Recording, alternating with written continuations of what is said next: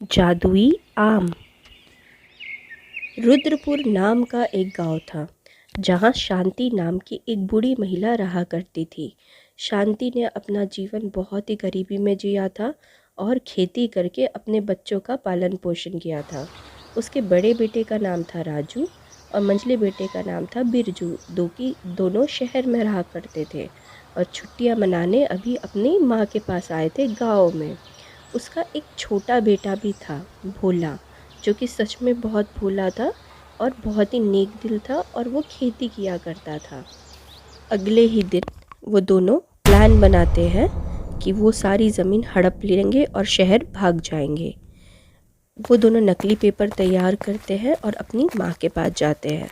माँ को कहते हैं, माँ, हम चाहते हैं कि ये सारी ज़मीन भोला की हो जाए। हम तो शहरों में जाके नौकरी करके वहीं बसना चाहते हैं। तुम एक काम करो, इस पे अंगूठा लगा दो ताकि सारी ज़मीन भोला की हो सके और तुम दोनों आराम से रहना। उसकी माँ बेचारी भोला को कहती है, मैंने ये पेपर पे अंगूठा लगा दिया है। और वो दोनों बदमाश वो पेपर लेके साहूकार को ज़मीन बेच देते हैं और पैसा लेके शहर भाग जाते हैं। भोला की माँ को जब ये बात पता चलती है तो वो भोला को बताती है और दोनों बहुत ही ज़्यादा दुखी हो जाते हैं।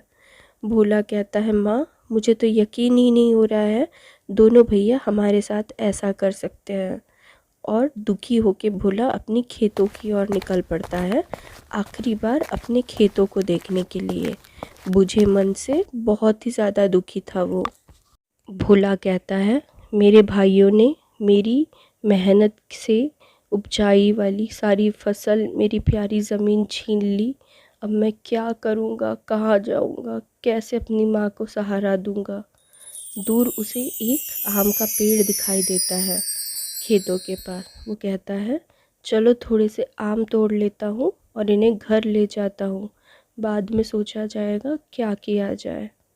तभी आवाज़ आती है, रुक जाओ वहाँ पे, मैं एक जादुई पेड़ हूँ। क्या सचमुच आप एक पेड़ हो बोलने वाले? हाँ, तुमने सही सुना। और मैंने तुम्हारी सारी बातें सुन ली है जब तुम रो रहे थे अपने खेतों में, इसलिए मैं तुम्हारी मदद ज़रूर करूँगा। ये तो बहुत ही अच्छी बात है क्योंकि मैं बहुत ही ज़्यादा मुसीबत में हूँ।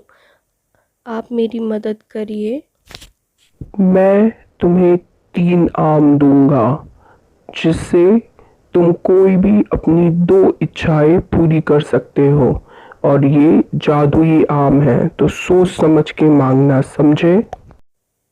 मैं समझ गया। और तभी उसे 3 आम मिल जाते हैं और आम का पेड़ कहता है, ये लो ये 3 आम, और इसे लेकर अपने घर जाओ और अपनी जो भी इच्छा हो इससे तुम माँग सकते हो। आम के पेड़ का धन्यवाद करता है और अपने घर की ओर निकल पड़ता है। घर पहुंच के भोला अपनी माँ को आवाज़ देता है। उसकी माँ कहती है, क्या हुआ बेटा? भोला सारी बात अपनी माँ को बताता है, उसके और वो जादुई आम के पेड़ की। भोला की माँ कहती है, बेटा, तब तो हमें बहुत सोच समझकर मांगना चाहिए जो भी हम मांगेंगे।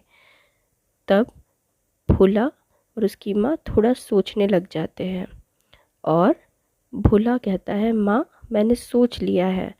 मुझे एक बहुत बड़ा घर चाहिए जिसमें हर तरह की सुविधाएं हो। और मेरी दूसरी इच्छा रहेगी कि मुझे एक उपजाऊ ज़मीन चाहिए। और ये दोनों इच्छाएं भोला मांग लेता है। तभी आम अपना असर दिखाते हैं और भोला के सामने एक बड़ा सा सभी सुविधाओं से भरा हुआ घर सामने आ जाता है और उसे एक बहुत ही उपजाऊ ज़मीन मिल जाती है जिसमें वो बहुत सारी खेती कर सकता है। इस तरह खुशी खुशी वो दोनों रहने लगते हैं। कैसी लगी आपको कहानी?